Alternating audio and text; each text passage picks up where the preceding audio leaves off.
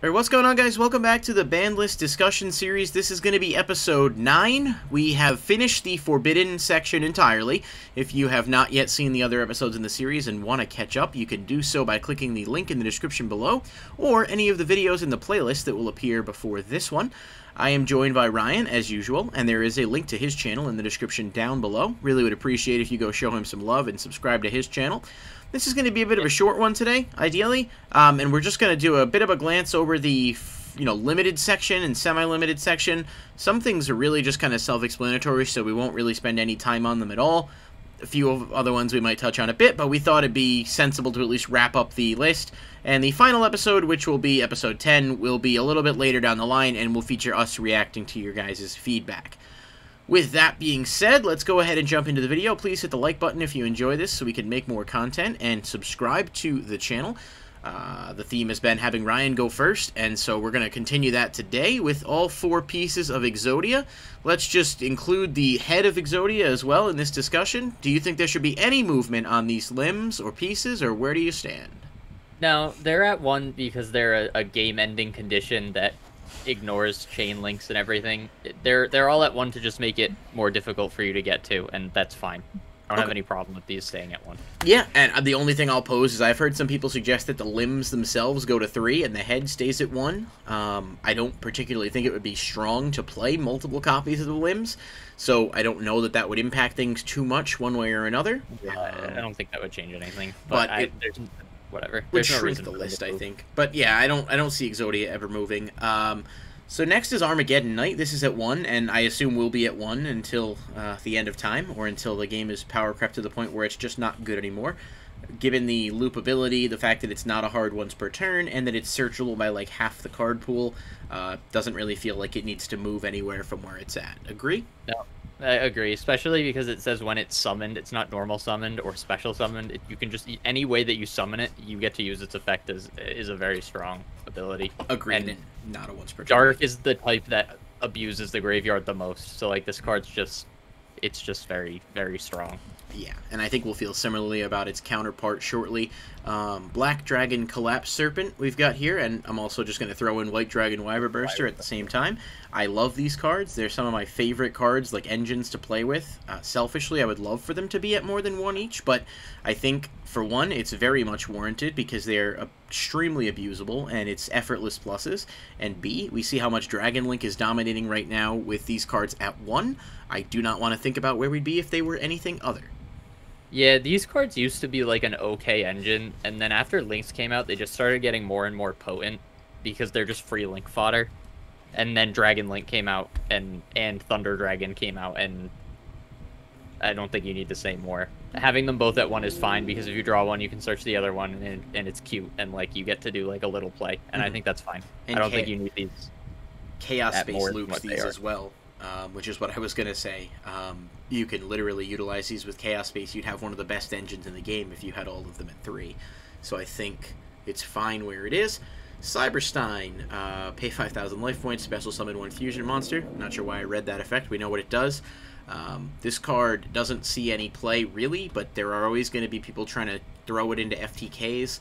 I do worry that at more than 1, it becomes a lot easier to get. Your chance of accessing it is quicker, and so it adds consistency to those potential FTKs. So I think 1 is fine. Yeah, I think 1 is fine. If they wanted to put it to 2 or 3, I'd be interested to see if anyone could come up with like an actual potent FTK with this card. Because this card hard loses to a lot of hands and traps. So Veiler. And 5,000 life points, even though we've discussed life points not really mattering, 5,000 is a pretty steep cost, so, you know. It's a pretty steep cost because he's also a monster with 700 attack that's now locked on the field once you've summoned him. So, in most cases, you're using your normal summon to put him out, therefore, it's not like you can summon something else. I guess, in theory, you could, like, link him away into, like, an Almirage or something if they Veilered him, but more often than not, it's going to be either this resolves or it gets stopped and you lose because, you know, your play got stopped. Yeah, okay, so leaving him at 1. The Danger Package, I'm just going to cover all 3 in 1. Tsuchinoko, Jackalope, and Nessie. Another really fun engine that was extremely dominant for a while. It sees a lot less play now, but I do tend to think that has to do with the fact that they are limited. I think, if anything, one of them could move. Maybe Such, because I get that it is a free summon, but it does have as a hard once per turn for that revival effect, so it's not like you're going to just endlessly loop it. I'm not really sure if they need to move, but I would think that we're not quite at a point where the danger package is going to be able to come back in full. No, I prefer these cards all stay at 1, because we've discussed previously how discarding is like free real estate for Yu-Gi-Oh now. Mm-hmm. And these cards basically allow you to discard any card in your hand, and if they happen to get discarded themselves, then you're just plussing, and if they don't, you're plussing. So I don't know, like, or maybe not plus. If they get discarded, you break even, and if you discard any other card, you plus, and chances are the card they discarded is good for you. So I don't know. These cards are just like a little bit too free for me. Mm-hmm. Especially because like you can't like really ash them or anything. Like you can activate ash on them, but they just stay in your hand, so you can just activate them again, and so they're sort of problematic in that sense. So I don't want these cards at more than 1. Sick of seeing them in everything. Yeah, they had a while to live, I think, and they're okay for the time being. I do think we'll eventually see some of them peel off as the game advances and as they experiment with different things. Quickly, if you had to pick one to move from 1, say, to either 2 or 3, which one do you think would be the least impactful? Nessie. Okay. I think it's fun. All right. Next up, then, we've got Dark Grepher. I think this falls into the same boat as Armageddon Knight, except I actually think this card is better. You've said it before in previous iterations that discarding isn't even really a cost anymore. Not to mention this can special summon itself, and obviously one of the most broken times this card was ever used was when Infernity was at full power, because it basically turned those discard costs into your win condition. I don't think this card deserves to be anywhere other than 1. And yeah, I think 1 for this card in Armageddon Knight is fine, because I don't particularly enjoy neutering generic cards that sort of help random engines, but when they're as powerful as Dark Grepher or Armanite, I think that like having 1 of each is perfectly balanced for like any random dark deck that can run these cards to be able to play them without them being like, oh, I'm going to normal Armanite, and then I'm going to send something, and then I'm going to special Grepher, and then I'm going to send something, and now I have 6 cards in my graveyard. And I can do whatever I want, and the chances of that are lower. But like, I don't inherently have a problem with something like Grepher or Armageddon Knight being in the game. No, I don't either. And I think the fact that this is a warrior actually really helps it be even stronger, because it's searchable by so much more. So if it was an Aqua, I'm just throwing that out there randomly, it may not even be as problematic, because you couldn't necessarily get to it as easily, but you can, and that's just the way it is. So I think 1 is a really good number for this. Dynamite Knight, the true Draco fighter. So I am not a true Draco fan at all. I've played against the deck a ton. I know you've played the deck a ton, and obviously you probably know it a bit better than me. That being said, they limited Diagram and Demise. I see no reason for this card to be on the list anymore, and I think it should probably come to 3. Yeah, they could test this card they could test the waters with this card at 2, no pun intended. Yeah. Or they could bring it to 3. The cards that this get are inherently super powerful, so I wouldn't be surprised if this card moved up to 3 if they had to put it back to 2 or 1 again. The traps for this deck are extremely strong, but you're right, with the lack of Demise and Diagram as actual potent cards that you can easily get to in the deck, I don't think the other cards in the deck really need to be at 1. Okay. At least. I think this card could come to 2. At least we got a potential movement so far. Pankertops, I don't think too much needs to be said. I think this is single-handedly one of the best standalone cards ever printed in Yu-Gi-Oh! It does a lot of things, and it does a lot of those things at no real cost to you, in addition to being quick effect removal that is level 7, which of course does have some random synergies with other things. This card is at 1 because it was being played at 3 in every deck, and they just had to reduce its impact, I think. 1 seems like a fine number, but anything more I think is just too much. Yeah, so at 1 this is a really good sideboard option to fill your 15th slot if you maybe have a random few cards that you play 2 of instead of 3 of or whatever. But this card is an extremely annoying card to deal with, and I think having it at anything more than 1 is problematic. Because how do I say this properly? It punishes your opponent for your opponent playing well. And I'm not a huge fan of cards like that. Yeah. Fair enough. So I think this card staying at 1 is fine. It's also a 2600 beater that you can just summon for free, which is pretty genuinely absurd. think it's like the Gores of this modern era in terms of like how Gores was splashable in almost every deck. It was a game changer. It could impact things, and obviously, given the different time periods in Yu-Gi-Oh, Gores was a lot more powerful at its time because you didn't have a billion types of removal. I mean, if you got hit with Gores, you were pretty much giving your opponent carte blanche to kind of go off on the next turn, but it does feel like that modern day sort of card, and it's just too good to be at anything other than 1, I think. For now, anyway. Yeah, for sure. Okay, Double Iris Magician. I didn't play during Pendulum Magicians. I've established this many times, but I can read this card and kind of see why they have it where it's at. The battle damage thing is whatever, but it seems like its ability to trigger its own effect. I think it can... No, it can't pop itself, right? But it can combo with other things. It can probably... No, so yeah, this card can pop itself to proc its other effect. It can use its pendulum effect to destroy itself, and then that will activate its other effect. It can, even though it says Dark Spellcaster Monster you control, because it's not treated as a monster at the time? Yeah, but no, you target a monster on your field, and then it blows itself up. Oh, destroy this card. I'm sorry, I misread that. That's a Yu-Gi-Oh! Player brain coming in. I can't read. Okay, so you target a different monster, destroy this card, and then double the battle damage. Okay. Yeah. Yeah, and then its other effect is if this card is destroyed by battle or card effect. So you can add 1 pendulum. It's a very strong card. A lot of the pendulum magician cards are ridiculously strong. Yeah. This is just another one of them. This card can stay at 1. A pendulum is an extremely strong mechanic, and any way that you have to sort of rotate those cards from your deck into your extra deck and into your hand just makes the deck even more potent. So fair enough. Okay, not to mention it's not a hard once per turn at all, so it seems super loopable. Exodia we covered already. Gen X Ally Birdman, I really like this card, and I think that it might be okay to come back, but I feel like it's at 1 because of some obscure FTK from a while ago. Yeah, so this card was part of an FTK with Gen X... No, Kawaki Miru Doom, I think it was. And Gallus the Starbird. Okay.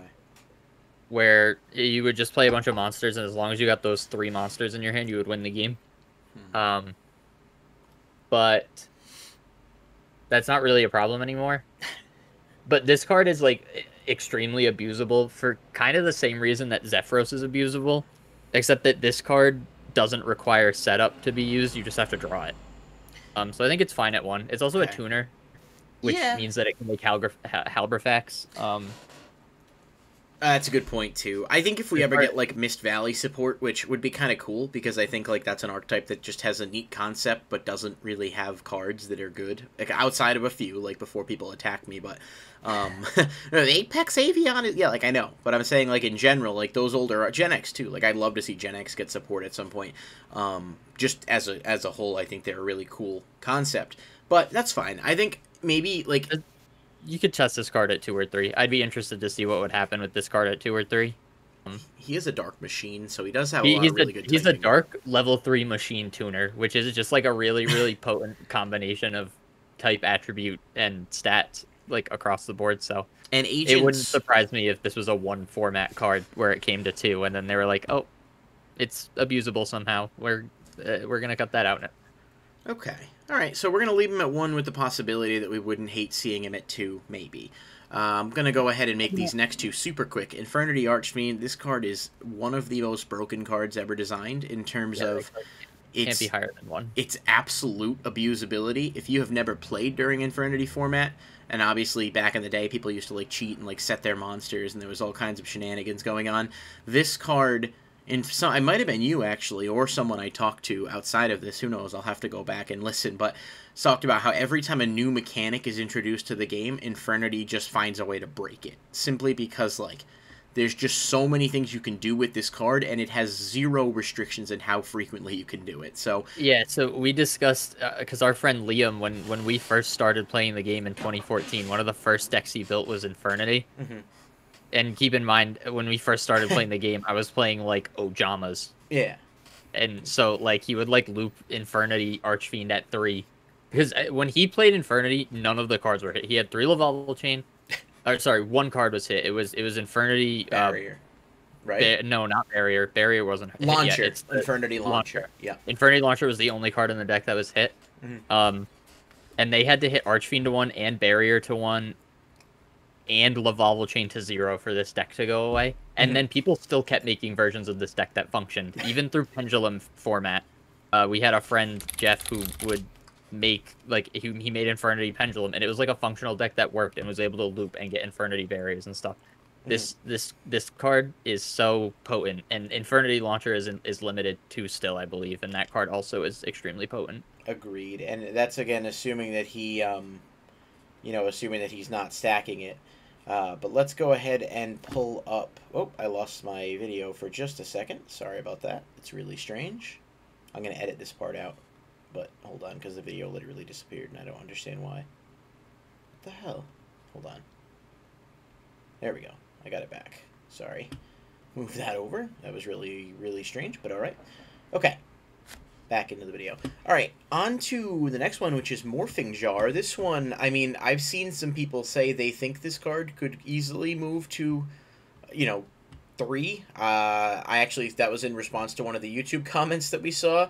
I don't agree with that, but I mean, I guess it's just that Empty Jar and the combos it enables, while they are not seeing a lot of play and likely wouldn't see a lot of play for some time, it's just not necessary to tempt fate and really introduce those broken concepts back into the game. So I don't think we need to discuss this one too much. I think I prefer it stays at 1. Agreed. Okay, easy enough.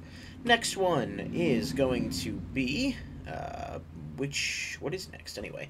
Next one is going to be Morphing Jar. Nope. We just talked about Yep, Morphing no. Jar. Disregard me, because what happened is...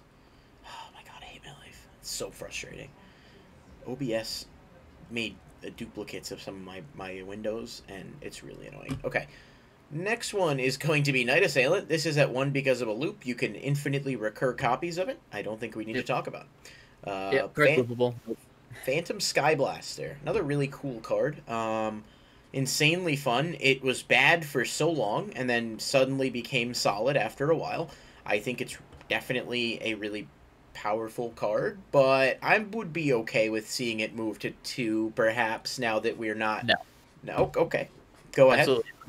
it does the exact same thing that the rank 7 ship does, except it can't go into the extra deck zone. Yeah, but it is reliant on the normal summon.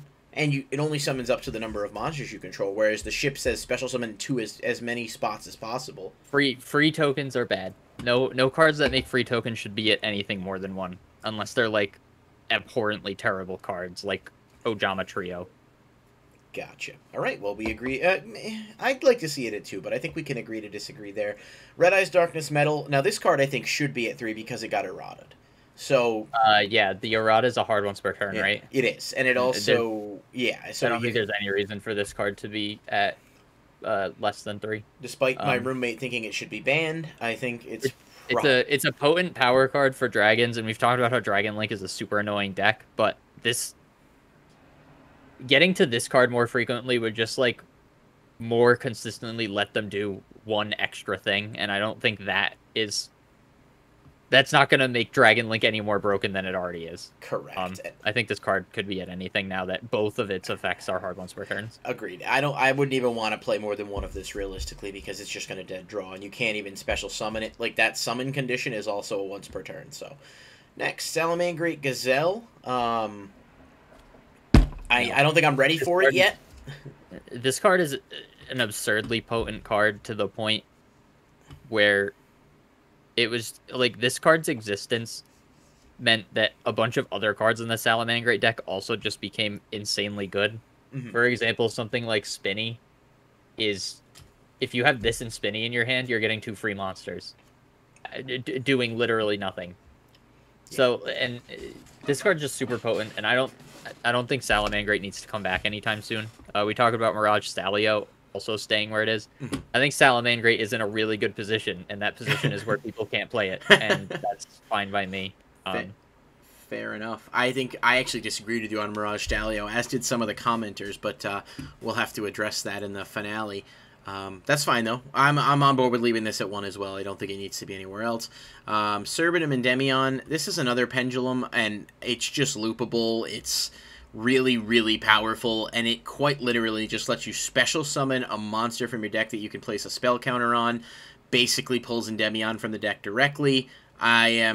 I don't think we need this at anything more than 1 right now. Yeah, I played this deck a little bit, and this card was extremely potent. I mean, a lot of those cards are potent, but this one specifically was extra strong. So, I think, yeah, I'm totally fine with that being at 1. There's a lot of Pendulum cards that just need to stay at 1. Absolutely agree. Okay, next one, Spiral Quick Fix.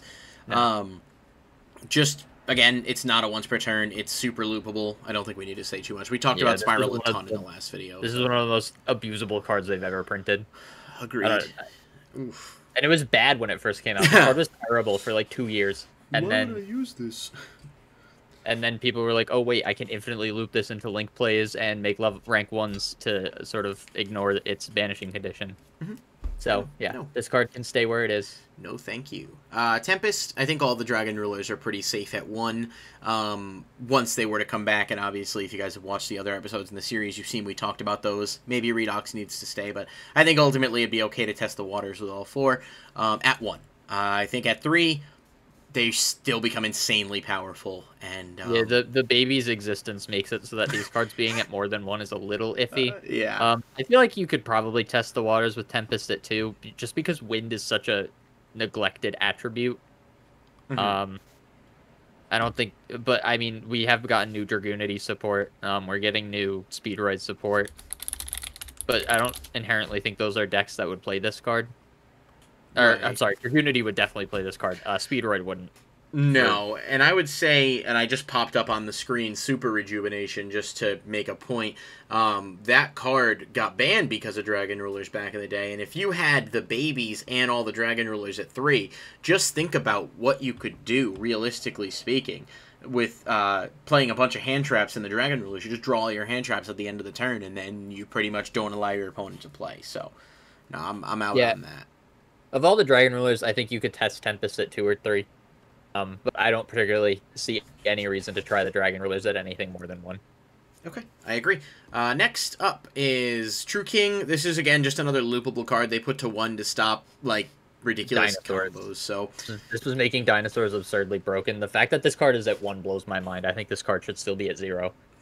Yeah, but I would argue dinosaurs have a lot of other problems. I don't know why they got Miscellaneousaurus back to 3. I don't know why Ultimate Conductor has gone untouched.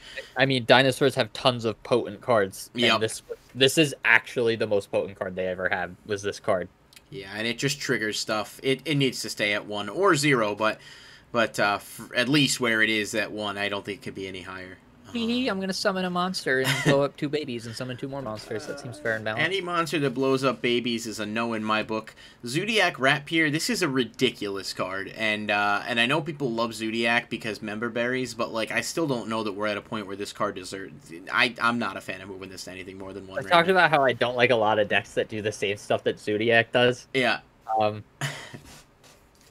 But I'm going to just contradict myself real hard. I'd like to see this card come to 2. I just like to see it. I kind of like Zodiac as a potent splashable engine. And it's not really nearly as good without the ability to summon an extra rat from your deck. But if this card stayed at 1, I think I'd be perfectly fine with that. Zodiac format was actually, I believe, one of the more fun formats that we've had, where one deck seems to be centrally better than the rest. Because Zoo is such a potent engine, so you could just sort of mix it with stuff. I played Infernoid Zoo. There was a lot of other different Zoo builds. So, like, I don't think that this engine being usable is nearly as harmful to the game as other engines being usable are. But, that being said, this card could stay at 1, and the engine can stay dead, and I don't think that's a problem. Yeah, I also think as long as Broad Bull stays banned as well, you can't have this and Broad Bull both come back at the same time. It'd be way too much. Agreed. Next is Gemini Master Diamond. This is limited because of FTKs. I'm not even going to spend time on it. Cyber Angel Ben 10. I mean, this is very recent. I've been playing against Drytron. I didn't even know this was limited. Oh, yeah, dude. I've been playing against Drytron a ton now that Ben's got it and he's, like, learning how to play. This card is so easily loopable in that deck, it's not even funny. Like, you can resolve, with just one copy of it, you can resolve the effect, like, 2 to 3 times in a turn. This card has always been extremely strong. True. I mean, I remember playing the deck Cyber Angels with Herald of Perfection, I think the level 6 that you could summon. Yeah. And it was like, and one of the kids who came to our locals played it for a long time too, and it was like a pretty solid rogue option for like years. And it was because this card is so broken. Yep. Yeah. So this card being at 1 is totally okay. Agreed. I can speak from experience on this one. It's annoying at 1. Omega is at 1, so it doesn't loop copies of itself back and whatnot. Yep. Hyper Librarian, again, this card is insane. The amount of advantage that this card generates in any combo deck. When I tell you that I've been playing Laval's, obviously, which is a very low tier deck to acknowledge that, but even in a deck like that, I can resolve this effect 5 to 6 times in a turn. And if an R-tip comes along that can summon 2 of these and then continue to plus, I'm all set. As we mentioned before, we're not super against things that allow people to draw cards, but something like Hyper Librarian that's allowing you to draw 6+ cards a turn, with no real counterplay. Yeah. That's a little bit. I mean, unless you're going to shared ride, but like, you know, it's not 2012. I remember when that card was like a $20 side card. People sleep on that card. Same with Mistake. I think Mistake will have its day again. Trish is the same deal. You can desynchro it. You can literally do like a stupid synchron combo where you play desynchro, break it up, make it again, draw off Librarian, banish stuff, and get resources off of like tuning wear and stuff. It's just, it needs to stay at 1. Yeah, it's a loopable card. Beatrice, I think, is just too good. Same as Lavalval Chain, it's just harder to make. That's the only difference.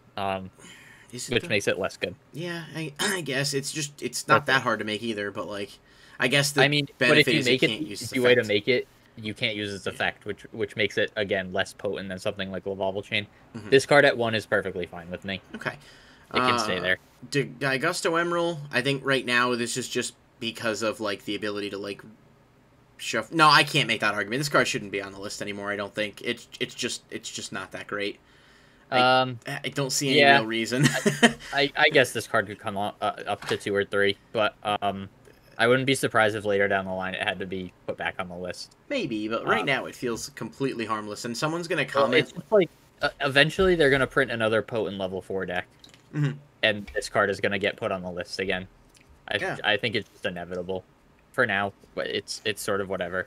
It doesn't do as much as people want it to. I mean, if they brought back like the Zoo engine and stuff, then maybe keep this at 1. Yeah. But for now, we could see it go to 2 or 3. I don't think it's going to be that big of a deal. So Dryden is fine where it is. We did talk about Zoo. I think Dryden's a really good card, but we're not giving it full power. Like, we're not putting it all back at full power because I think Dryden at 1 is good because it gives the engine teeth, but it doesn't make it broken.